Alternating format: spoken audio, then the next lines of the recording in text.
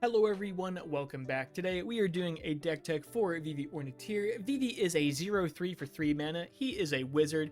He has pay 0 mana, add X mana in any combination of blue and or red, where X is his power, and you can only do it once a turn.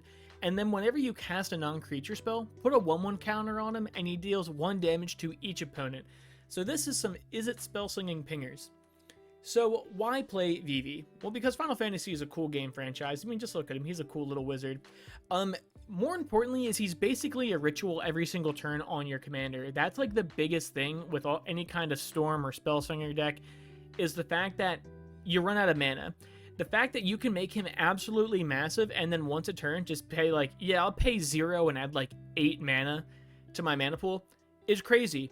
And then even better is you get to pick the color combination. So in like these kind of spell-slinging decks, a big issue is you'll either get like a lot of blue or you'll get a lot of red, and then you will always find yourself kind of missing the other color. He's really good because you get to pick how you want that mana divided. He grows himself just by simply playing the game, and he damages each opponent, and each opponent is really, really big. So then like we don't necessarily have to target one single person. And then non-creatures instead of just instant or sorceries really helps the deck spread more evenly. It gives you a bit more options so you don't have to go so extreme into one category. So the game plan is that we do need him to win just because like we rely so much on the ritual and pinging ability. And I mean, we might be able to win without him, but honestly guys, just the free ritual is simply too good every single turn. Like I can't really imagine the deck functioning too well without him. So early game, we want to get down a bunch of our little pingers, and I'll talk about pingers in a second. You know what? I'll do it now. Pingers are really any kind of creature that just say Vivi's bottom ability just deals 1 damage. Pinging something is dealing 1 damage to each opponent. So we want to get a bunch of those down, and we want to start setting up mid-game, really turn 3 ASAP. We want to start playing Vivi and start casting just our spells. We want to grow them and grow them and grow them. He's not going to be terribly explosive, maybe until like a turn or two after he's out, just because we really want to maximize that ritual ability. And then late game, we'll activate him, get like 8 to 10 mana to our mana pool, and then we're pretty much playing solitaire until we win the game. We're going to be casting a lot of spells that are going to continue to enable us to cast more spells, cast cards from our graveyard that are going to draw us cards. You guys know Spellslinger, and that's what he's here to do. Channel and deck stuff. The deck is relatively cheap at the making of the video, $432 at the making of the video, which is May 19th of 2025 for all my people in the future maybe watching. It's pretty good. I don't think it's too terrible for a pretty reasonable EDH deck. Get the cards you need from the link down below. It helps me and the channel grow. And then as always, like, comment what you think of the deck, and subscribe to the channel. So let's go into it. Before we go into it, actually, I want to mention the honorable mentions. Infect. Since Vivi is a pinger, right, and he deals 1 damage to each opponent, if we give him Infect, he'll deal no damage and deal Infect counters instead. This was one of the ways I thought about making this deck, but I kind of thought it was a bit boring and maybe even lame.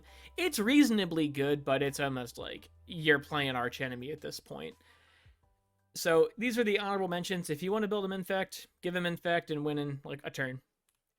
Going into the only Planeswalker we have in the deck, kinda, not really. Ral Crackling Wit. Whenever you cast a non-creature spell, put a loyalty counter on him. We do that frequently. Then you make a 1/1 blue and red otter with prowess. We can draw 3 and discard 2, which is great. And then if we ult him, which is actually very, very reasonable in this deck, draw 3 cards, and then our instants and sorceries have Storm forever. So honestly, the way, you know, when I look at Planeswalkers, adding them to decks, I always look if they have a static ability, if the static ability is good, right? His is good.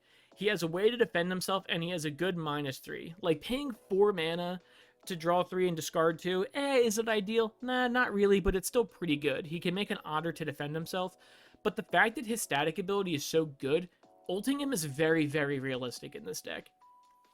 Going into creatures, we have Archmage Emeritus just to draw us a card whenever we cast an instant or sorcery spell. I know we're a non-creature deck, but a lot of those non-creature spells are instants and sorceries. We have Ashling Flame Dancer. We don't lose unspent red mana, which is pretty nice. We can just kind of float it all forever as we go through our phases. And it has Magecraft. And Magecraft is important. Really just read Archmage Emeritus. Whenever you cast or copy an instant or sorcery, that's Magecraft. So whenever we copy an instant or sorcery, discard a card and then draw a card. If it's the second time this has happened, she deals 2 damage to each opponent and each creature they control, which is very, very strong. And then if it's the third time, add red. I mean, either way, right? We're always just going to be rummaging, filling our grave, and drawing cards whenever we cast these instant or sorceries, which is fantastic. And we just have such like a good top end of just, wow, this is actually a ritual just for playing the game. Bria is also very excellent. Prowess, other creatures have prowess. Whenever you cast a non-creature spell, target creature you control can't be blocked, right? So the fact that this is also going to buff Vivi, the idea is, right, Vivi's 0 ability is add X mana, where X is Vivi's power. So almost with Bria for the turn, it's like a 2-for-1, right? So the prowess is going to make Vivi a little bit bigger, and we're putting the counter on it. So really, every time we cast a non-creature spell, Vivi's going to get 2 bigger, which is great. And now, side note, I know we're not trying to win through commander damage, but Vivi can get pretty big pretty quick, and Vivi being unblockable to kill someone can be really game winning. It's like not unheard of, really. Coruscation, I can't speak. Has Offspring. You may pay 2, and you get 2 of them. Whenever you cast a non-creature spell, it deals 1 damage to each opponent. Here are the kind of pingers that we have, right? So it's a 2-mana 2/2, or we can pay 4 mana for a 2/2 and a 1/1. So whenever we cast a non-creature, it deals 1 damage to each opponent. We pay 4, deals 2 damage to each opponent functionally, or 1 damage twice, rather. Either way, that's kind of how this deck is going to operate. Displacer Kitten is really funny. Whenever you cast a non-creature, exile up to 1 non-land permanent you control, and then return it. You just blink it, right? The idea with it is I put in a good amount of mana rocks in this deck because there's not a lot of ramp in Izzet colors, and 2, we can just continue to like blink our non-land. So even if we're just like casting, I don't know, an easy non-creature spell, like we can at least blink a mana rock to kind of reduce the cost or maybe even get some mana out of it. Firebrand Archer is just a pinger that hits every opponent. Again, kind of how we want to win the game. Flux Channeler, whenever we cast a non-creature spell, proliferate. Now, Vivi puts counters on himself, so now whenever we cast a non-creature spell, we can proliferate the counters Vivi puts on himself. Again, kind of like a 2-for-1. Gearson Starn Kellermorph. I probably pronounced that wrong. Doesn't matter. Ward 2, fantastic. Whenever another source you control deals exactly 1 damage to a permanent or player, he's now going to deal 2 damage to that permanent or player. So now all of our pingers are functionally hitting for 3, which is really great. We cast an instant or sorcery with, let's say, just Vivi on the field and him. Vivi deals 1, he deals an extra 2. But if we go back and let's say we have Firebrand Archer, and let's say we have Coruscation Mazed Offspring, that's now 3 abilities, and now he's dealing like 6 damage or 8 damage. Like, he can go very, very crazy. Now, Gutter Snipe is a pinger he doesn't work with. Whenever we cast an instant or sorcery, he deals 2 damage to each opponent, which is also pretty good. Just again, another great pinger. Harmonic Prodigy is a shaman and a wizard. Prowess, if an ability of a shaman or another wizard you control triggers, that trigger ability happens additional times. So you look at cards like Kessig Flamebringer, hey, that's like a wizard. You can look at cards like Gutter Snipe, hey, that's a shaman. So it kind of doubles up all of our shamans. Vivi is a wizard, so it's kind of a way to double up all of our pinger abilities. Kessig Flamebringer, again, 1 damage to each opponent whenever you cast a non-creature. Very good. Niv Mizzet Perrin, he can't be countered. He's impossible to cast, but with Vivi, he's actually very easy to cast. Flying, whenever you draw a card, deal 1 damage to any target. Whenever a player casts an instant or sorcery, we draw a card and then thus deal 1 damage to any target. There's a funny infinite with him in this deck. We'll talk about it later. Not really the intent of it, but it's a funny infinite. Kind of, sort of. Either way, we cast a lot of instant or sorceries, so we'll be drawing a lot of cards and pinging a lot of targets. And it's nice that it's any target, so we can start killing off our opponent's creatures or their planeswalkers or whatever. And again, he draws us a lot of cards. Niv Mizzet Visionary, you have no max hand size, and he's a flying 5/5. Whenever a source you control deals non-combat damage to an opponent, you may draw that many cards. Here's the cool thing about this, right? all of our pingers hit each opponent. So let's say Vivi, right? We cast an instant or sorcery, non-creature, right? Vivi now deals 1 damage to each opponent. Each opponent now just took 1 damage each of non-combat damage. Now Niv Mizzet lets us draw 3 cards, which is really cool because we're just going to keep going and going. Pinnacle Monk, I like the idea of it's a land on the backside, but whenever it enters the battlefield, return target instant or sorcery from our graveyard to our hand. Really good recursion. It's a land when we need it. It's recursion when we don't. It's good either way, and it has prowess. Stormcatch Mentor, haste, prowess, instant and sorceries cost 1 less. Hey, that's kind of how we win the game. Stormkiln Artist. He gets +1/+0 for each artifact you control, and then whenever you cast or copy an instant or sorcery, we make a treasure. So again, it's like a big cost reducer. Functionally, it's a cost reducer, right? And it's nice because it also, I guess it's not a cost reducer, but it generates mana, and we can use that mana for any color because they're treasures, right? Talrand Sky Summoner, whenever you cast an instant or sorcery, you make a 2/2 dude. Third Path Iconoclast, whenever you cast a non-creature, you make a 1/1 soldier artifact. Really, the reason these guys are in the deck is they're kind of there for like a go-wide plan if we kind of need to. Like if we can't cast Vivi or whatever, like, and the pingers aren't really doing it, at least we have a way to generate blockers. So we're not just kind of dying. They're really there just for blockers, and in an emergency case, we're on the beatdown plan. Varen, Voice of Duality, whenever you cast or copy an instant or sorcery, he gets +1/+1. And then if casting or copying an instant or sorcery causes a triggered ability of one of our permanents to trigger, it happens again. So really, it just doubles up all of our pingers, which is really great. And then Young Peasy's here too. Whenever we cast an instant or sorcery, you make a dude. They're just great blockers. Going into MDFCs, we have a lot of MDFCs in this deck. So I decided to make a little separate category on this. Burgi, God of Storytelling. Ideally, we're casting it for the creature side. Whenever you cast a spell, you add red, and then we don't lose mana, as steps and phases. And then don't even worry about that bottom ability. We're not boasting at all. At least our creatures aren't. We might be boasting when we're winning, but our creatures aren't boasting. Really, just whenever we cast a spell, add a red. So ultimately, we're just kind of getting mana back every single time we cast a spell, and it helps us just continue to do more and more and more. The other side is the Horn of Bounty. We can discard a card to exile the top 2 cards of our deck, and we can play them only this turn. This card's good, like, if we're storming off, right, we can start, like, discarding some of the lands that we can't play anymore and just functionally drawing 2 cards in a weird roundabout way. So that can also keep us going. Either way, they're both very, very good. Ojer, Oxonil, the Deepest Might. If a red source you control deals an amount of damage less than his power, hey, that's 4. It deals damage equal to its power, so 4, right? All of the pingers deal 1 damage, but if Ojer's on the battlefield and he's just vanilla as he is, whenever we cast an instant or sorcery, each of our pingers is going to deal 4 damage to each opponent, and that will end the game quick. If he does die, he does flip as a land, which is also pretty good. And if we want to get him back, we can pay 2 mana if someone took a little bit more damage. I mean, either way, right? Fantastic. He's really hard to get rid of. We also have Ral Monsoon Mage. Our instants and sorceries cost 1 less, so a good little cost reducer. And then whenever we cast an instant or sorcery during our turn, we can flip a coin. And if we lose, we'll take a damage. And if we win, we'll blink him and return him flipped, right?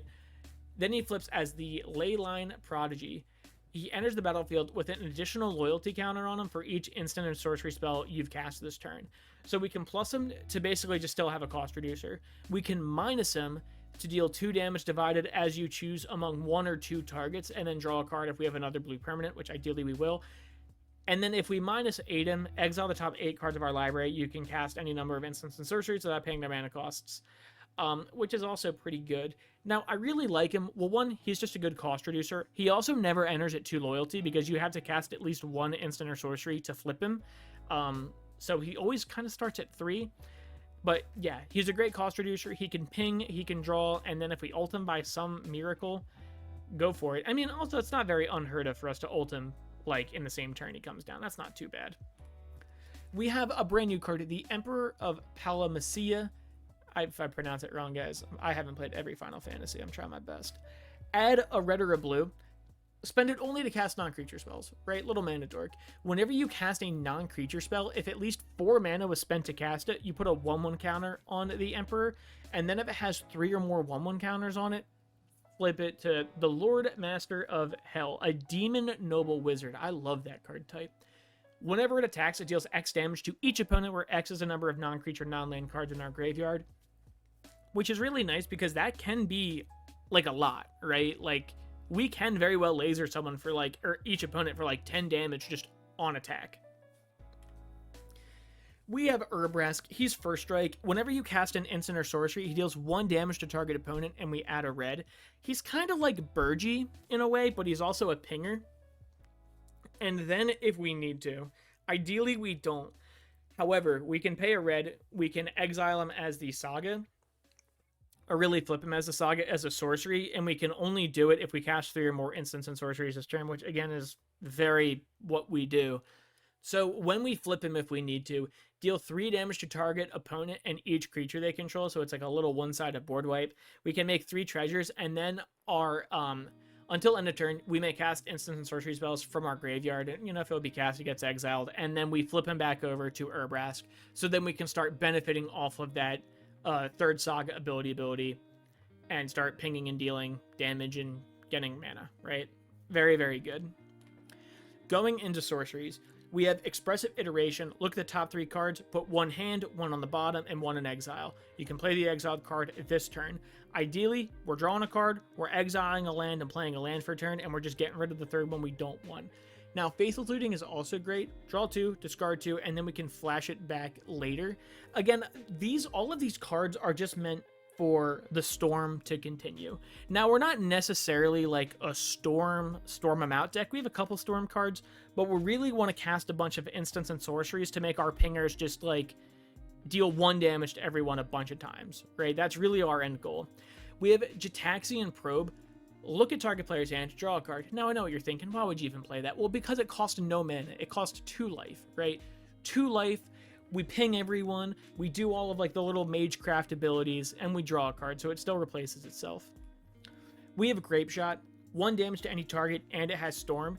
Now, we're probably not winning with Grape Shot very easily in this deck, just because it's really built more for the pingers to go nuts. But again, it can still like absolutely house someone. It could at least, like, when we're casting it, it's probably going to kill someone, maybe 1 person, or at the very worst, we're probably killing a couple creatures if we need to. Jeska's Will, that's a game changer. Doesn't matter. There's a lot of them in this deck, actually. Choose 1 or both if we have Vivi. Ideally, we always have Vivi, so add a red for each card in target opponent's hand. So we're just going to only do it, assuming someone has obviously at least more than 3 mana in their hand, so it's always going to be a free spell. And then we can exile the top 3 cards of our deck and play them this turn. So the way you can really read this card is, let's say an opponent has 5 mana, right? Add 5, or pay 3, add 5 red to your pool, draw 3.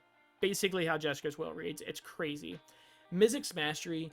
Exile target card that's an instant or sorcery from your graveyard. For each card exiled this way, copy it, and you may cast the copy without paying its cost, and then we can overload it to cast every instant or sorcery from our graveyard. Now that is pretty good.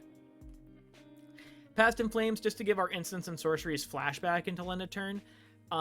It's very solid. It also has flashback itself. Just, again, ideally, we're keeping the train going for these pingers.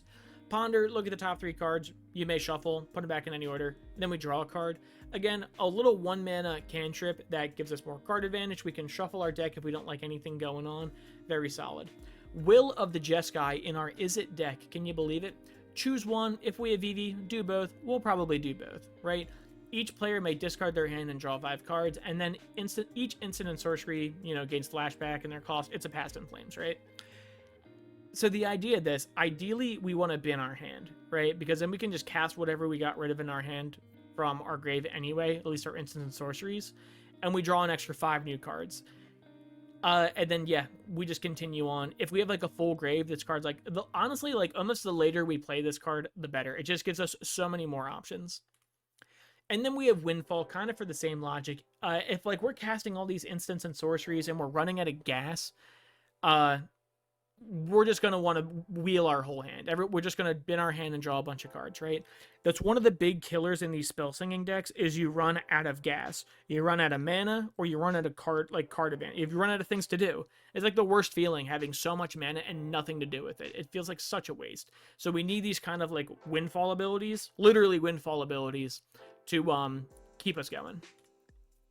Going into instance, we have Arcane Denial, just as an easy counterspell that'll draw us a couple cards, which is very nice. Brain Freeze is another great Storm card. Target player mills 3 cards. Honestly, that can very easily just kill just one person. That's kind of how you can read it. Like, ultimately, like later on, we're just going to kill someone. Now, we're going to be copying, and Magecraft is important. So when you cast Storm, right, Magecraft abilities specifically say whenever you cast or copy a spell. So we're only going to get 1 ping off the original Brain Freeze, but we're going to get all of our Magecraft abilities off the Storm. So that'll just ideally mill someone out. Brainstorm is also very excellent. Draw 3, put 2 cards from your hand back on top. If we got nothing going on, right, we can fix it. Pretty much how you can read that. Or even just like, hey, it's early game and I want to make sure I have something good to draw. Also a good idea. I considered putting it in. Just kidding. I guess I did, actually. I more than considered it. You surveil 1, and then we draw a card. It's just good card advantage. It's a 1-mana little cantrip to let us, continue going. Counterspell is a counterspell. If someone does something we don't like it, and we want to stop it. Deflecting Swat is really here if someone tries to kill Vivi. Like, that's really what we're going to be using for. It's functionally a free spell. Dramatic Reversal, untap all non-land permanents you control, which is very nice because, like I said, we have a good amount of, like, we have, like, the Emperor, and we have a good amount of, like, mana rocks, so we can, like, really just pay 2 mana to get a bunch more mana. It's functionally a ritual. Fierce Guardianship, same thing as the swap. It's a free spell, and we can counter something if someone tries to blow up Vivi or whatever. Frantic Search is also in my head a free spell. Draw 2 cards and then discard 2 cards, untap up to 3 lands, and it costs 3. So basically, you untap all the lands. It's a free spell. Draw 2 cards, then discard 2. Later game, it helps us stay consistent and not run out of gas. Like, if we have a bunch of lands late game, because we keep casting all of our spells, we can at least draw 2, discard 2 lands, and it's free, right? Gifts Ungiven. Hey, that's unbanned right now. Search your deck for up to 4 cards with different names and reveal them. Target opponent chooses 2 of those cards, put the chosen cards into your graveyard, and then shuffle. It's really good, right? It's a lose-lose. I don't have an exact list of what you want to do. I mean, I'm sure there's probably like Faithless Looting and Counterspells and some Recursion spells or whatever, right? But, I mean, it's such a lose-lose for your opponent because with all the flashback stuff we have in this deck, it almost doesn't matter what they pick. Lightning Bolt's Lightning Bolt. Short, sweet, to the point, 3 damage removal. Seething Song will make your opponent seethe. 3 mana for 5 mana. That sounds like a good deal. Sink into Stupor. It's an MDFC, has a land on the back when we need it. If not, return target spell or non-land permanent an opponent control to its owner's hand. It's land when we need it, spell when we don't. Snap, again, also a free spell. Return target creature to its owner's hand and then untap 2 lands. And you know what I'll say right now? A lot of the times, some of these spells are actually better than free spells. Because let's say we have like a cost reducer and Snap actually only costs 1 mana. Well, now we're untapping 2 lands, so like we could be getting more mana out of it. Going into artifacts, we have Aetherflux Reservoir just to maybe cheekily kill someone, gain a bunch of life for every spell we cast, and hey, we gain a lot of life. And then we pay 50, laser someone. That's almost surely a dead player. Arcane Signet, add 1 mana of any color. It's just go to rock. Isochron Scepter is a very silly card. Whenever it enters the battlefield, you may exile an instant card with mana value 2 or less from your hand. You can pay 2 to copy the exiled card, and if you do, we can cast... you copy it without paying its mana cost. So, functionally, we put a 2 mana instant on a stick, and then we can pay 2 mana to do it over and over again. Now, that's a very easy infinite with Dramatic Reversal, or we put like a counterspell on it, or whatever, right? Like, we now have instants and sorceries on a stick. Izzet Signet is pretty good. I mean, it's going to filter out some of our mana, which is great. It's a good rock. Lightning Greaves, just put it on Vivi. We don't really have a ton of things that target Vivi, so Greaves are fine. Just give him haste and just Shroud so he can't be interacted with. Soul Ring is Soul Ring is Soul Ring. Then we have Talisman of Creativity and Thought Vessel. Really just mana rocks. Talisman will give us colors. Thought Vessel will just give us no max hand size because we will draw a lot of cards in this deck. Going into enchantments, Arcane Bombardment is a really silly one. Whenever you cast your first instant or sorcery spell each turn, exile an instant or sorcery card at random from your graveyard. Then copy each card exiled. With it, you may cast any number of copies without paying their mana cost. So it's slow but extremely explosive, right? We cast a spell, it's like a buy one get one free pretty much, right? We're just going to exile a random instant or sorcery from our graveyard and then just start casting that every single turn. So very, very solid. Case of the Ransacked Lab. Is it the best card? Nah, but I kind of like it. Instants and sorceries cost one less. To solve it, we cast 4 more instants and sorceries, and then on our end step, we get the ability of whenever you cast an instant or sorcery, draw a card. Sounds good to me. Curiosity is very cheeky. Remember earlier when I mentioned the infinite combo with Niv Mizzet? This is this, right? So the reason it's in the deck is mainly for Vivi, right? Vivi says whenever you cast a non-creature spell, deal 1 damage to each opponent, right? The idea is we put Curiosity on Vivi now, or really any of our pingers, honestly. So we put this on a pinger, we cast an instant or sorcery, a non-creature spell, whatever. Each opponent takes 1 damage. We then deal 1 damage to each opponent. We then draw 3 cards. So very, very good. Ophidian Eye, literally the same exact thing as Curiosity, except it has flash and costs more.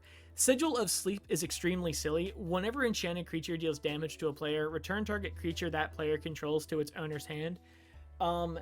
So really funny, because if we put it on a pinger, right, it's going to deal 1 damage to each player. So now we get to bounce a creature every single opponent controls. So really funny. Thousand Year Storm, whenever you cast an instant or sorcery spell, copy it for each other instant or sorcery spell you cast this turn before this turn, and then we choose new targets for the copies. Really, really great. It can just give us so much value on like any of our storm cards, right? Like imagine like we just storm out on our own storm cards with like Grape Shot or whatever, or even like the smaller things of like, yeah, I'll like play like a Brainstorm and then I'll Lightning Bolt something, and then I'll play like a Seething Song and I'll get like 15 mana, like out of nowhere. It can go really nuts. And then finally, we have Underworld Breach. Each non-land card in our graveyard has escape. The escape cost is equal to the card's mana value plus exiling 3 cards in our grave. And at the beginning of our end step, we have to sacrifice it. So it's basically a one-off, 1-card use. Other than like instants or sorceries, we don't have any real recursion for stuff in our graveyard. So just exiling like creatures that have died or enchantments or anything that's been milled or lands or whatever, right? That's fine. Ultimately, we're still trying to storm off with it. Going into lands, it's nothing too crazy. Cascading Bluffs is very important for storm decks, just because, like, again, one of the issues with them is you can get too much blue or you can get too much red. It just kind of lets us filter into, like, what we need, right? Like, if we play Seething Song and we get 5 red, like, we can use one of those reds and turn it into 2 blue, which is very good. Command Tower taps for any color. Mysterized Village is ideally going to enter untapped because we'll have a mountain. No forests in this deck, unfortunately. We tap it for a blue, and then we can pay blue to make our next spell uncounterable, which is really, really nice if we have like a big stinky spell we don't want anyone interacting with. Reliquary Tower to give us no max hand size. Riptide Laboratory, return target wizard you control to its owner's hand. Guess what? Vivi is a wizard.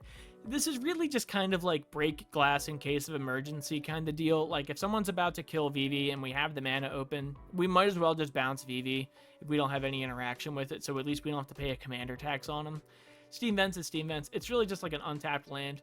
Stormcarved Coast, Sulphur Falls, and Training Center. The idea is we just want a lot of our lands to enter untapped because Storm is kind of like a live fast or die trying kind of deck, and we want to definitely not die trying. We just want to live fast. And going into lands, we have 13 islands and 12 mountains. There's really like, you can kind of customize it however you want, but the fact that we have a ritual on our commander is just so good. Like, I didn't really find like a crazy big need to really hyper tune the mana base. But either way, that's all I got for you guys. Thank you guys for watching. Get the cards you need from the link right down below. And as always, like, comment, and subscribe to the channel. And I will see you guys next time.